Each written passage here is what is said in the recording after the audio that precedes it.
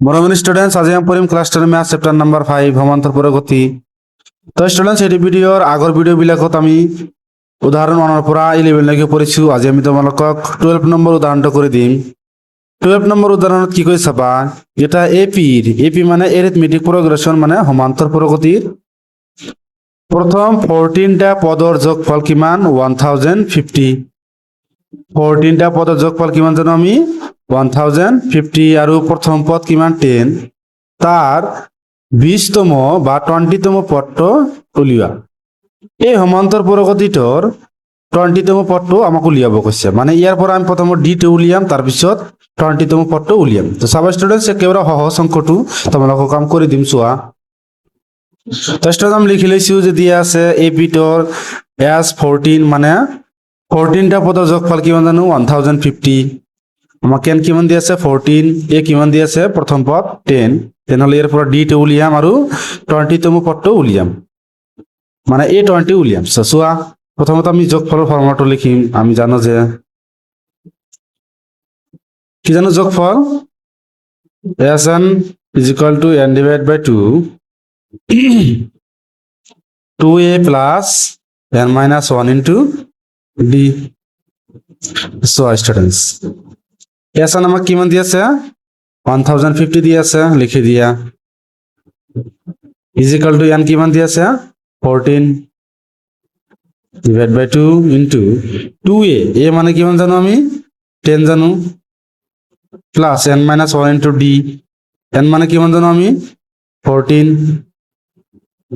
minus 1 into d আমি নাজানো, d টো আমাক উলিয়াব লাগে। সো স্টুডেন্টস এটারে যদি আমি এক ডিভাইড করি কিমান পাও 7, 1050 = 7 into রিপন করে দিয়ে কিমান হবে 20 প্লাস এটা কিমান হবে 13 কিমান হবে d, কারণ এটি এর লগত পূর্ণ হিসাবত আছে। আমি এতিয়া কি কৰিম চোৱা, স্টুডেন্ট 7 টো ইয়াৰ লগত পূৰ্ণ হিচাপত আছে, এফালে আহিলে কি হ'ব ডিভাইড, মানে 1050 কি কৰিব ডিভাইড কৰিব 7 এ, ইয়াত কিমান থাকিব 20 প্লাস 13 ডি। চোৱা আমি 7 এৰ এইটো ডিভাইড কৰিম, 7 এৰ যদি আমি 10 ডিভাইড কৰো কিমান বাৰ যায়, একবাৰ ভাগ যায়।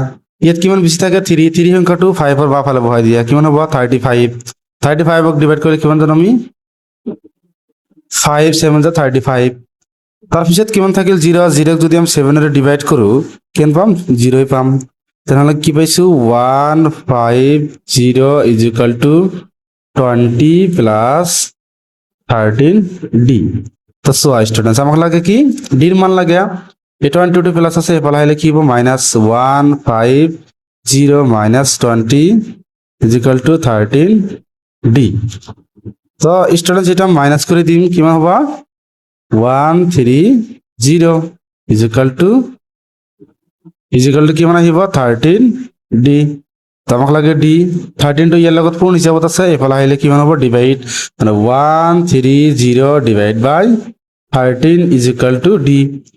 13 এর যদি ইয়াক আমি ডিভাইড করি কিমান বার ভাগ যায় একবার, 13 এর যদি 0 ডিভাইড করি কিমান বার ভাগ যায় 0 বার, তেনেহলে ডি = কিমান পাইছো 10, ডি = কিমান পাইছো 10, সাধারণ অন্তর কিমান আছে 10।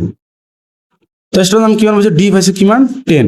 এতিয়া আমাক কি উলিয়াব লাগে এই সমান্তর প্ৰগতিটোৰ 20তম পদটো উলিয়াব লাগে, মানে 20 নম্বৰ পদত মানে 20 নম্বৰ পদত কিমান আছে সেই সংখ্যাটো উলিয়াব লাগে। তো আমি কি কৰিম সাধাৰণ পদৰে উলিয়াম, লিখি দিবা যে আকৌ আমি জানো যে সাধারণ পদ কিমান জানো an = a plus n minus 1 into d। তো স্টুডেন্টস ইয়াত n মানে কিমান থাকিব 20 থাকিব, কারণ আমাক 20তম পদটো উলিয়াব কৈছে।